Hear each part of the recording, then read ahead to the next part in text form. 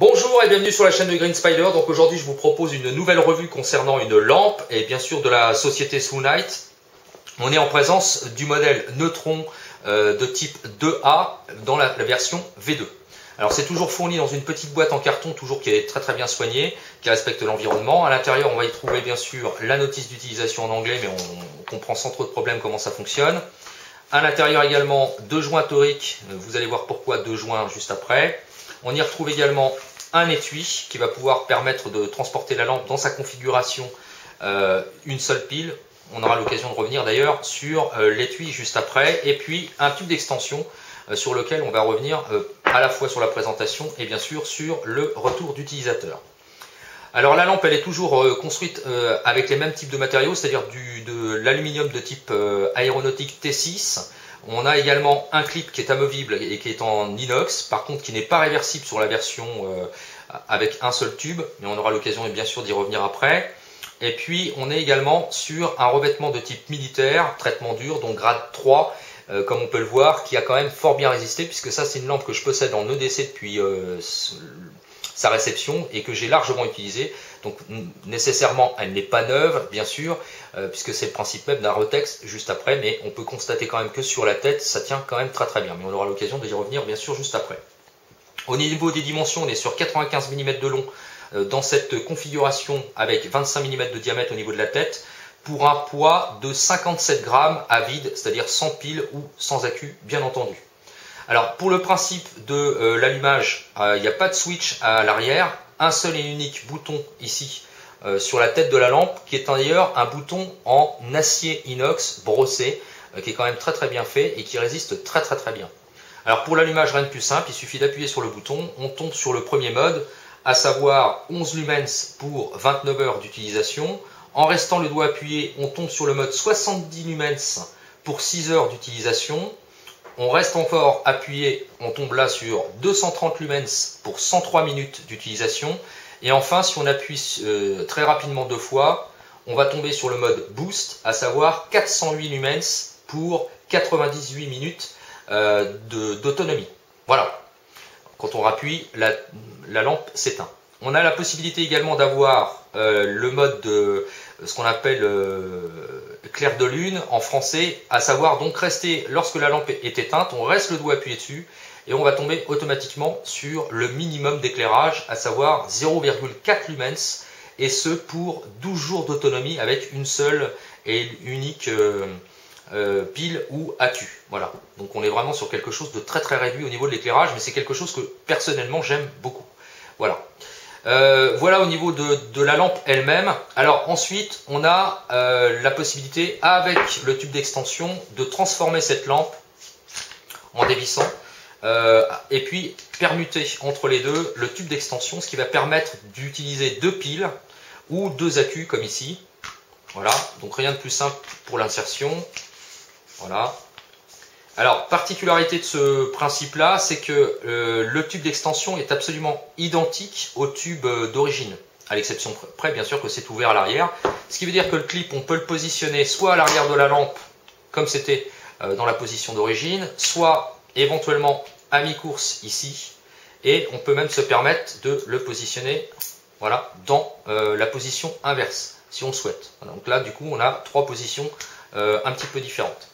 Alors au niveau de cette configuration, là on est un petit peu sur quelque chose d'un peu différent. On est sur 147 mm de long, bien sûr, pour 73 grammes à vide. Par contre, ce qui diffère singulièrement, c'est la puissance, puisque là, quand on rallume la lampe, donc je vais descendre les modes successivement, on est toujours sur 11 lumens, mais cette fois-ci pour 78 heures d'autonomie. On est toujours sur 70 lumens, mais par contre pour 14 heures d'autonomie. Là, on tombe toujours sur 230 lumens, mais cette fois pour 230 minutes d'autonomie. Et par contre, si on passe sur le mode boost, là, on tombe sur 730 lumens pour 212 minutes d'autonomie. Voilà, donc c'est quand même complètement différent. Hein. On est quand même sur quelque chose de complètement différent. Alors par contre, bien sûr, quand on appuie sur le bouton, on tombe automatiquement, en restant appuyé, sur 0,4 lumens pour 25 jours d'autonomie. Voilà. Donc là, on est quand même sur quelque chose d'un petit peu différent. Par contre, bon, en fonction de ce qu'on aura choisi, ce sera quand même un petit peu différent. Au niveau de la taille, c'est pas tout à fait la même chose. Voilà donc pour les caractéristiques techniques de la lampe en question. Alors, en ce qui me concerne, je vais vous donner maintenant mon Rotex. Alors, comme vous le savez de toute façon, Strunite garantit toutes ces lampes sur un principe IPX8, à savoir donc à l'immersion jusqu'à 1,50 m de profondeur pendant 30 minutes. Alors, au niveau du Rotex maintenant, ce que j'en pense. Alors, je ne l'ai pas véritablement utilisé avec l'extension de tube, à savoir pour mettre deux piles de type AA. Je l'ai plutôt utilisé, de toute façon on le voit bien, parce que il y a quand même une singularité au niveau de l'usure concernant donc les tubes. Donc celui-là je ne l'ai pas véritablement utilisé, je l'ai prise dans sa configuration donc minimum, puisque c'était le but aussi, comme c'est une lampe qui est principalement utilisée en EDC, on est quand même sur quelque chose de compact. Alors, ce que j'en pense. Alors, sincèrement, déjà, au niveau de la tenue du coating, bon, il n'y a pas photo, hein, on est quand même sur quelque chose qui tient très très bien. Ça, c'est une lampe que je vous dis, j'ai utilisée de façon quotidienne en EDC pendant plusieurs mois, de façon vraiment mais permanente. Hein, donc, dans la poche, sans arrêt, sortir, rentrer, etc., etc. Mise dans le sac. Enfin bon, voilà, tout y est passé. Elle est tombée à quelques reprises. Alors comme on peut le voir, sur la tête, il n'y a pas vraiment d'usure. Hein. Au niveau du coating, c'est quand même quelque chose qui tient très très fort. Parce que bon là, automatiquement, sur le tour de la lampe, c'est usé. Mais ça, c'est à force de la prendre, de la ressortir, etc. Il y a des zones de contact qui sont plus importantes. Sur le bord, on voit bien, hein, sur le bord de la tête de la lampe également, c'est un petit peu usé. Mais voilà, il n'y a pas vraiment de dommages. Par ailleurs, je trouve que ça lui donne un petit côté un peu usé, ce qui est pas mal. Donc au niveau du rendu, concernant le coating, on est toujours sur quelque chose de très très bien. Alors maintenant au niveau des modes, alors ce que j'en pense, alors automatiquement on a un mode de mémorisation, c'est-à-dire que par exemple si on reste sur le dernier mode sélectionné, c'est-à-dire que si on redescend par exemple sur le mode minimum, à savoir 11 lumens, qu'on éteint la lampe, voilà, on la rallume, on retombe sur le dernier mode choisi, voilà. Donc il y a un principe de mémorisation, donc ça c'est très très bien également, donc ça je trouve que c'est plutôt pratique. Au niveau de l'éclairage, on a quand même trois modes essentiels, donc à savoir minimum, moyen, 70 lumens. 70 lumens, on commence déjà à éclairer quand même fort. Et puis 230 lumens, c'est quand même aussi très très fort. Donc quand tu as la version boost à 430 enfin 480 ou 730, 408 lumens pardon, ou 730, bon voilà, hein, il y a quand même de quoi voir venir en fonction de la configuration. Donc la puissance à 408 lumens, ça commence à cracher sévère. Hein. Il faut dire ce qui est, donc ça commence à être pas mal. Alors ce que je trouve bien également, c'est le principe de monter en puissance et de redescendre progressivement. C'est-à-dire que on voit bien, en restant le doigt appuyé, on monte, on descend, voilà, sans arrêt. Donc en fait, il y a un principe qui est plus agréable. Alors ce qui est pas mal, c'est que dans cette version, une seule pile ou un seul accu, c'est qu'on peut tenir la lampe pratiquement en mode stylo, puisque le bouton est bien positionné, on a bien ça dans le creux ici de la main. Donc en fait, du coup, on peut actionner à loisir voilà, les modes. Donc c'est plutôt pas mal pour le principe de balayage, de proximité, de regarder les petites choses, etc. C'est plutôt intéressant plutôt que d'avoir la lampe comme ça dans le creux de la main et puis d'être obligé d'actionner le bouton. Par ailleurs, c'est totalement silencieux.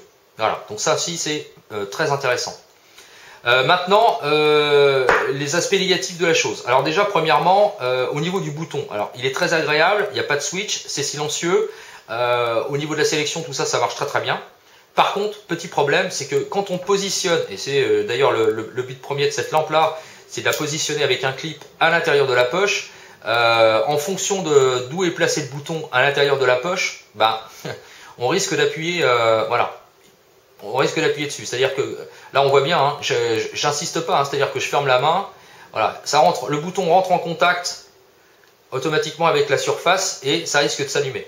Donc ça, c'est un petit peu gênant quand même pour moi. Il faut vraiment être honnête, hein, il faut être objectif. Je vous l'avais dit de toute façon, moi je resterai toujours objectif. Alors, on peut parer au problème tout simplement en faisant un quart de tour. On donne un quart de tour au niveau de la tête et là, il n'y a plus de problème. La lampe ne s'allume plus du tout. Voilà. Donc il n'y a plus de contact. Donc automatiquement, on peut la garder dans la poche, etc. Donc ça va plus s'allumer. Ça veut dire que quand on va reprendre la lampe, il faudra penser à donner un quart de tour pour pouvoir à nouveau l'utiliser. Voilà. Voilà. Donc là, c'est le seul truc, hein, si on la place dans cette configuration-là. D'ailleurs, c'est la même chose si on la place à l'intérieur de l'étui. Si on laisse parce que bon, l'étui est très simple, hein, il y a juste un passant de ceinture. voilà comme ici. Donc on place la lampe, alors au choix, la tête en haut, la tête en bas, c'est comme on veut. Voilà, mais du coup, en fonction, pareil, où est placé le, voilà, où est placé le bouton, on risque, vous voyez, c'est très simple, hein, on risque d'appuyer sur le bouton inopinément et la lampe va s'allumer. Donc ça, c'est quand même le petit point noir, on va dire, de la lampe. C'est-à-dire qu'il va falloir vraiment donner un quart de tour de la tête si on veut être sûr de pouvoir utiliser la lampe après. Parce qu'en plein jour, c'est pas dit qu'on puisse voir la lumière, surtout si on est dans le mode minimum, hein. Donc là, il va falloir penser à ce genre de choses. Par ailleurs, l'étui est prévu pour emporter la lampe dans cette configuration, donc une seule batterie, mais pas avec le tube d'extension. Voilà. Donc du coup, bon, il y a un petit problème de cohérence quand même par rapport à ça. Bon, c'est à noter. Personnellement, je me sers pas de l'étui. Pratiquement jamais des autres lampes d'ailleurs, mais encore moins de celle-ci, puisque bon, comme je vous l'ai dit, elle se destinait à être dans cette configuration, donc une seule pile. Je me suis pas servi vraiment de l'extension. Et par ailleurs, de toute manière, avec l'extension, on ne peut pas mettre la lampe à l'intérieur. Donc voilà, il y a un problème de cohérence par rapport à ça. Voilà pour ça. Et puis, donc du coup, cette lampe-là, elle est configurée avec donc le tube. Alors, qu'est-ce que j'en pense par rapport à ça? Alors, comme c'est une lampe, je vous l'ai dit, qui est en type EDC, on a le choix finalement. C'est-à-dire que soit on veut l'utiliser vraiment de façon permanente EDC et donc on garde une seule pile, soit on la destine finalement à mettre le tube supplémentaire de façon à pouvoir mettre la lampe. On peut la garder comme ça dans la poche, pourquoi pas, hein, mais ou alors la mettre dans un sac et avoir une puissance supplémentaire. Alors ça peut être intéressant en fonction des usages qu'on va en avoir besoin. C'est pas inintéressant. Maintenant, bon, c'est un rendu personnel bien sûr. Comme je vous l'ai dit, moi j'ai pas eu besoin de m'en servir. Donc du coup, bon. S'il faut choisir la lampe en sachant qu'on veut l'utiliser uniquement en type de DC, est-ce que c'est nécessaire d'acheter ce type de modèle en présence plutôt qu'un autre, en tout cas en restant chez la gamme Soonight? Je ne sais pas. Sincèrement, je ne sais pas. Alors, ce qui est intéressant, c'est quand même elle est très agréable en main. Il faut être honnête, hein. C'est-à-dire que c'est vraiment, c'est quelque chose, on peut limite jouer avec, hein. C'est quelque chose qui est assez sympa. Moi j'aime bien cette petite lampe. On peut s'amuser avec. Par ailleurs, bon, elle peut rester bien sûr positionnée debout en mode chandelle, puisque comme il n'y a pas d'interrupteur, il n'y a pas d'affleurement. Donc voilà, sur une surface plane, ça ne bouge pas. Avec le clip, bon, il n'y a pas vraiment de roulis, c'est-à-dire qu'on peut elle peut s'arrêter de rouler. Par ailleurs, il y a une configuration un peu type écrou, hein, ce qu'on retrouve sur pas mal de lampes. Donc ça évite qu'il y ait du roulis. Donc du coup, c'est une lampe qui est assez agréable. Voilà.